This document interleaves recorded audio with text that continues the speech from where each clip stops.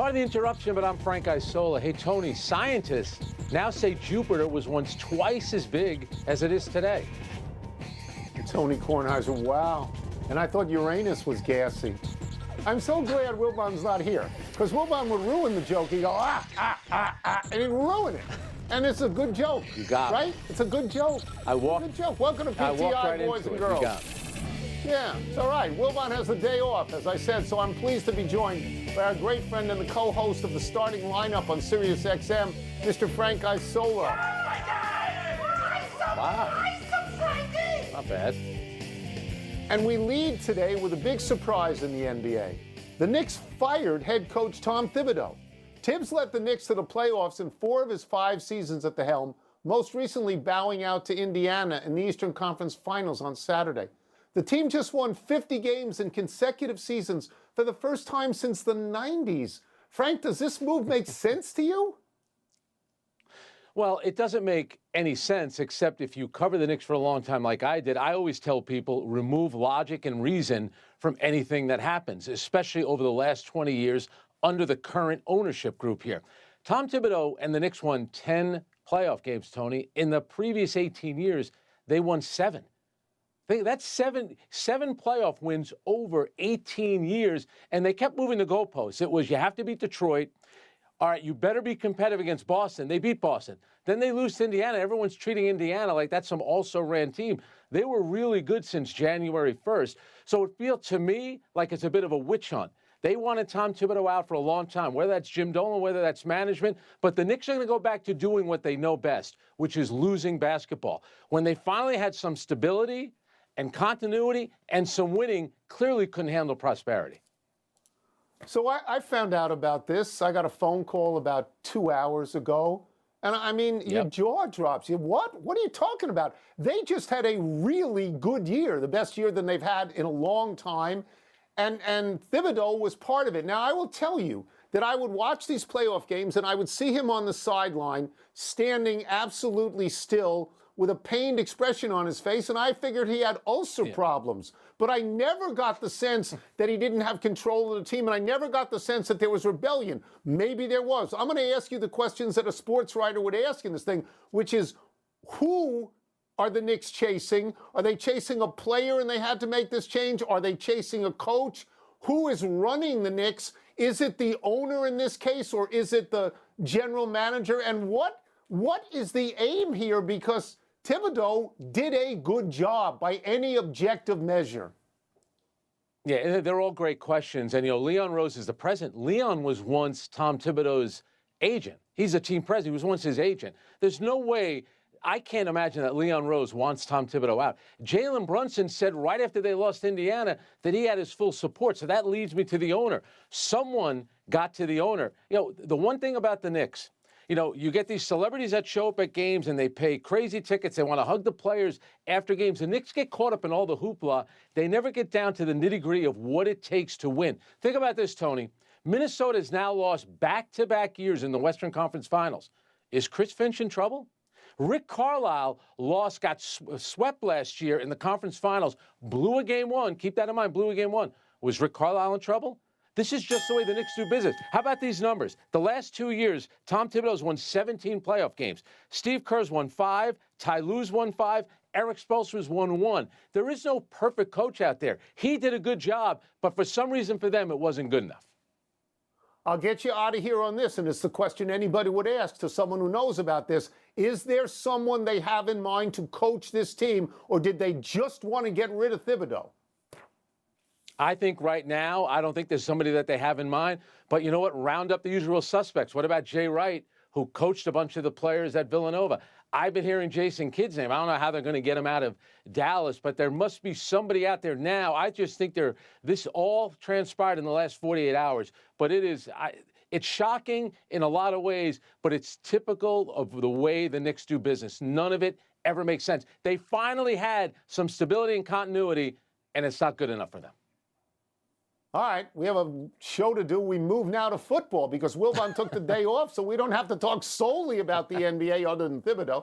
Washington quarterback Jaden Daniels was Rookie of the Year last year. His offensive coordinator, Cliff Kingsbury, said recently that he expects Daniels, quote, to take a big jump, unquote, this season. Frank, do you? I really do. And it's funny, we're talking about these organizations, and you know this organization as well as anybody, and they changed ownership. And you think about the way things have changed there. They got the right coach in, but we know how it works in football. You got to get the quarterback. And Jaden Daniels, first of all, they say he's bulked up, and that was the one thing that I always worried about. You look at him, he's slight. He has all the tools. He's smart.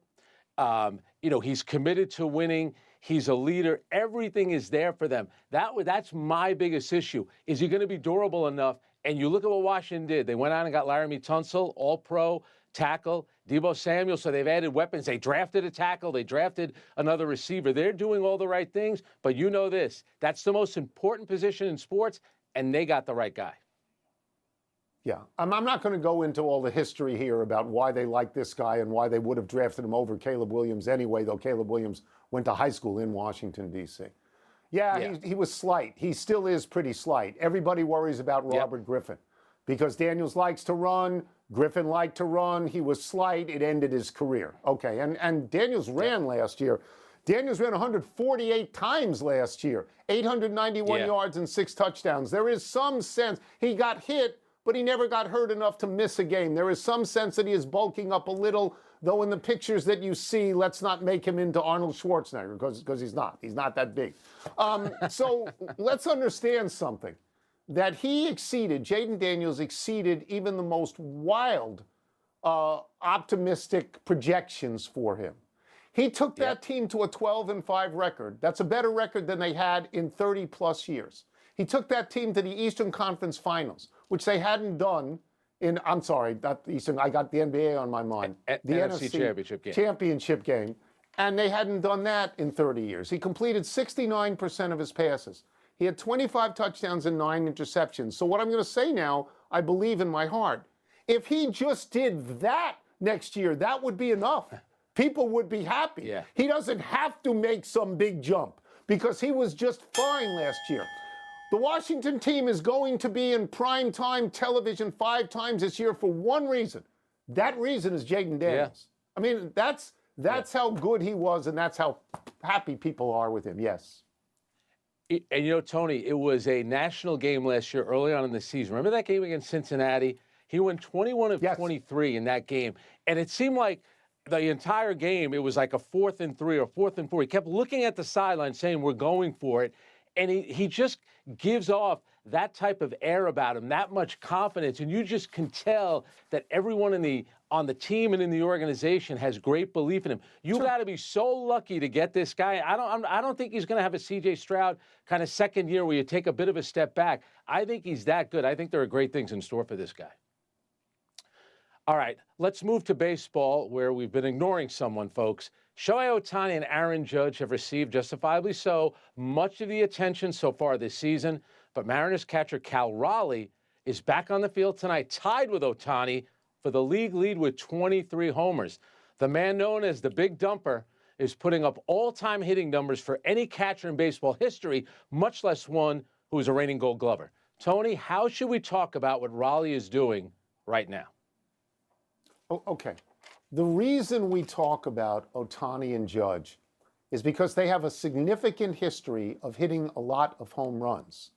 Aaron Judge hit 58 home runs last year. 2 years before that, he hit 62 home runs. Shohei Ohtani hit 54 home runs last year. The year before, when he was still with the Angels, he hit 44. If I'm not mistaken, Raleigh hit 34 last year and 30 the year before that. So let's not make him into Ohtani and Judge just yet. It is true, it is hard to hit a lot of home runs and catch every day. You can't do it. The wear and tear on your body is such that you have to take another position every once in a while or do DH. But Mike Piazza hit a lot of home runs as a catcher. Johnny Bench hit a lot of home runs as a catcher. So did Carlton Fisk.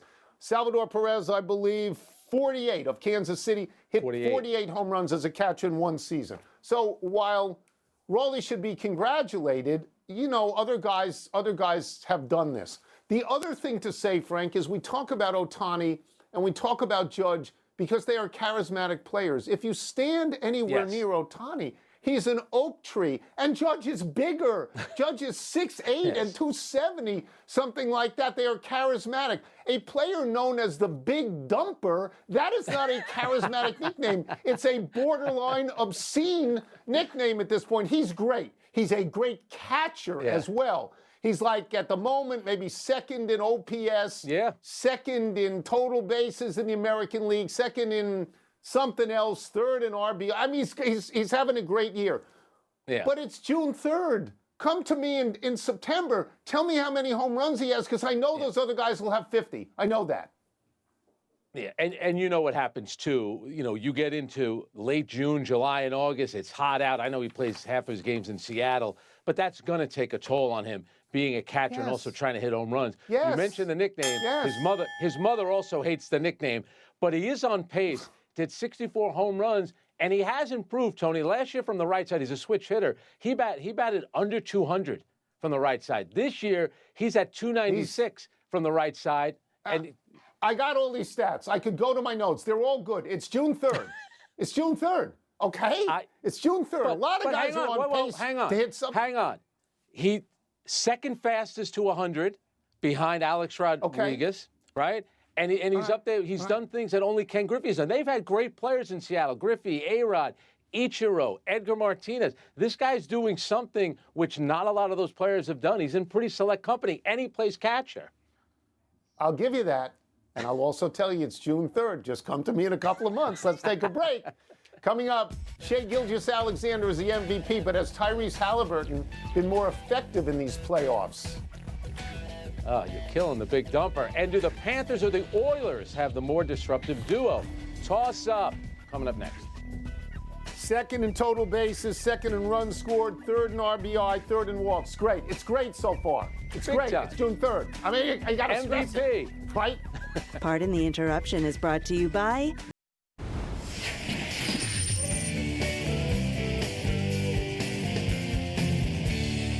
Time to spank Frank. And toss up. What's first?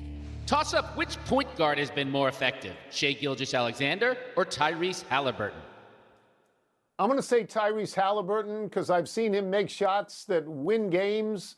I mean, he did it against Milwaukee, did it against Cleveland, he did it against New York. I haven't seen the other guy do that. Now, maybe the other guy doesn't need to do that. Maybe Oklahoma City is ahead by so much that you don't have to do it. But Halliburton, the shot goes up, the shot falls through, the buzzer sounds. Like, to me, that's very impressive. And also, Indiana is 7-0 when Halliburton scores more than 20 points in these playoffs. They're less when he doesn't. So it seems to me that as Halliburton goes, so goes Indiana.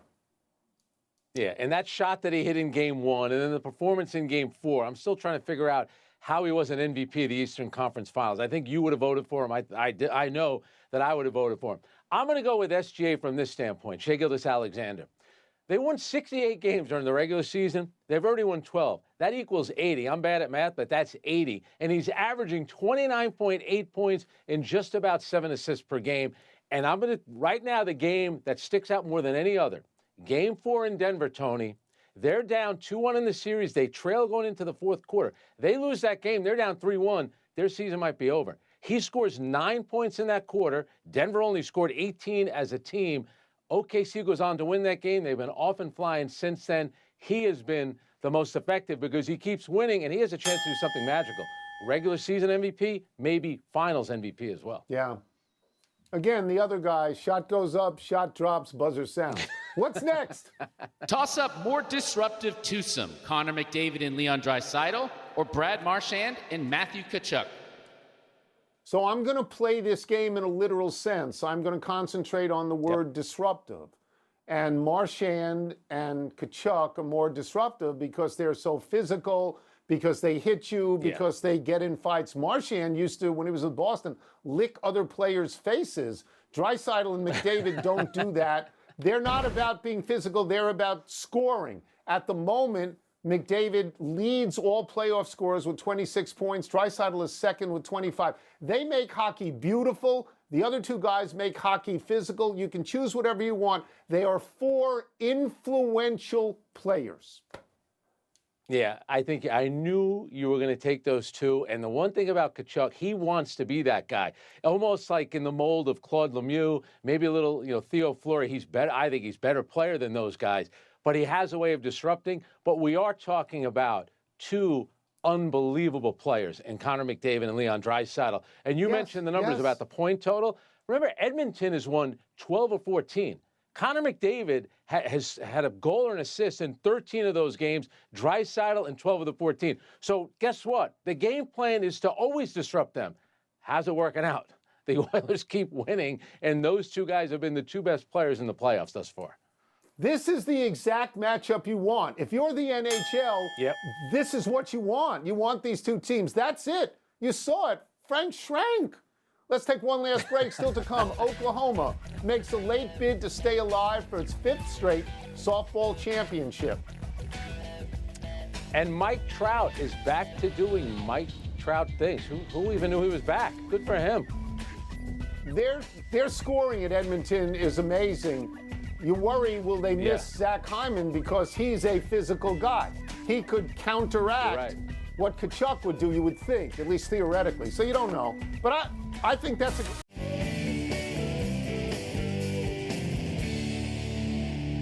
Happy time, people. Happy 39th birthday, Rafael Nadal.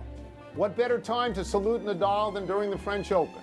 Nadal won this tournament 14 times. Nadal's overall record on the red clay at Roland Garros is an astonishing 112-4. Lest you think Nadal was a one-trick clay court pony, he also won Wimbledon twice, the Australian Open twice, the US Open 4 times. Although Nadal is grouped with Roger Federer and Novak Djokovic, we associate Nadal more with Federer. Federer retired 3 years ago. Nadal is in his first year of full retirement. These two are like LeBron James and Steph Curry. Without them, there's a void at the top. When you think of Roland Garros, you always think of Rafael Nadal. And I was always a Federer guy, but Nadal against Federer on the clay, 6-0 at Roland Garros. And he beat him at Wimbledon, so that puts Nadal just a little bit ahead of Roger, unfortunately. Happy anniversary, Nolan Ryan. On this day 36 years ago, the great fireballer pitched his 11th one-hitter, striking out 11 as Texas beat Seattle.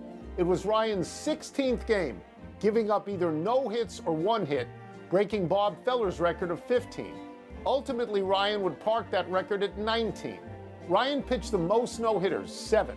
He is tied with Feller for the most one-hitters, 12. Ryan has the most two-hitters, 18. The most three-hitters, 31. Ryan has the most strikeouts, 5,714. Ryan pitched for mostly average teams that did not give him a lot of run support, which is reflected in his career record of 324 and 292. His 292 losses are third all time.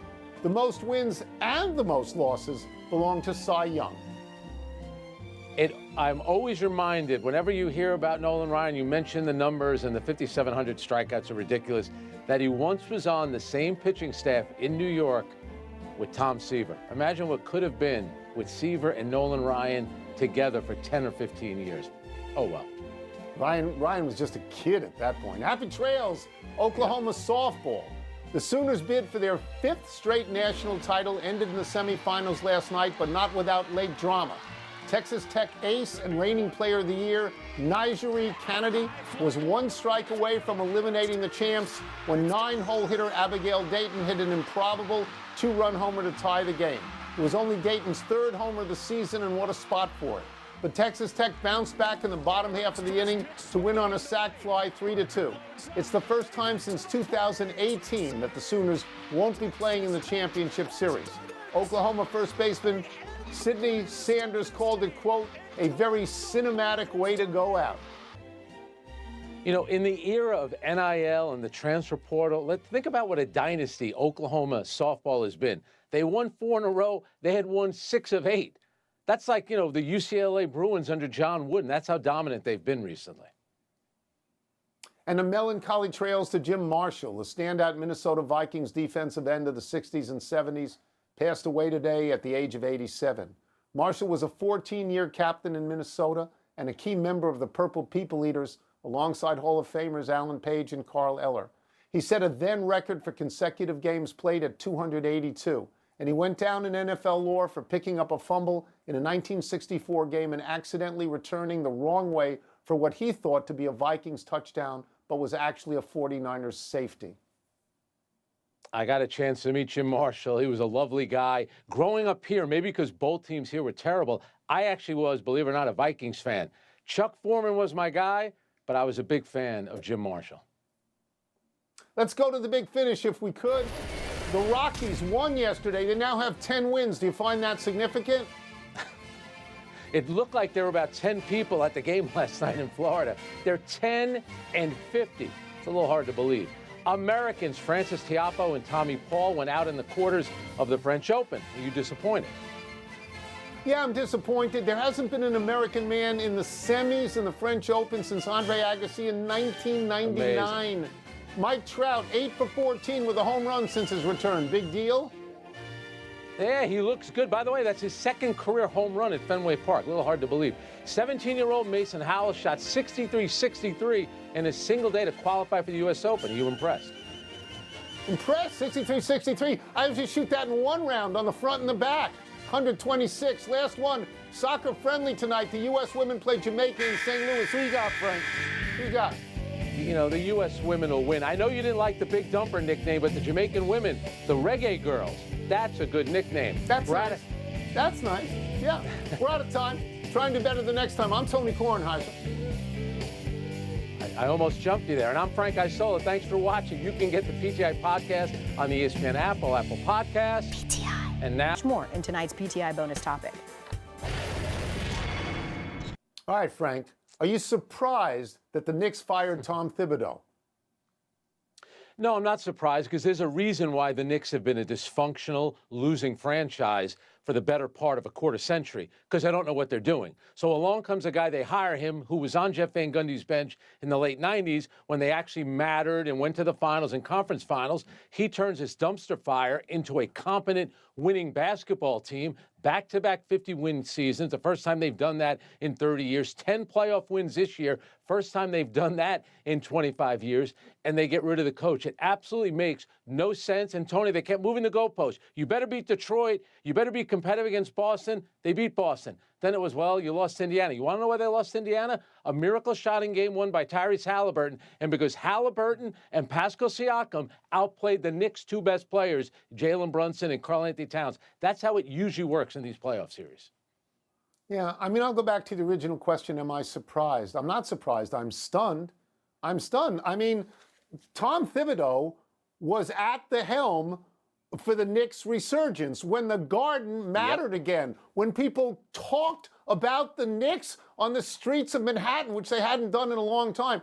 Prior to him, they had 9 coaches in 18 seasons. Now, I don't know. Maybe the players didn't like him. Maybe the owner didn't like him. Maybe somebody in management didn't like him. But he produced better results than they had had in 20 years, and they just canned him. That's stunning to me. It's absolutely stunning. I mean, they better have somebody in mind, and they better make that thing work, or else the people in New York, the fans of the Knicks, are going to say, what are you doing? Why did you get rid of this guy? Yep. Yeah. And it's hard to think, oh, don't worry, they got this. There's not a lot of people in that front office that have been part of winning basketball teams. The guy that's won a lot has been Tom Thibodeau. Let's also remember he was an assistant in Boston when they went to 2 finals and won a championship as well. All right, that's it. We're done. Back to you.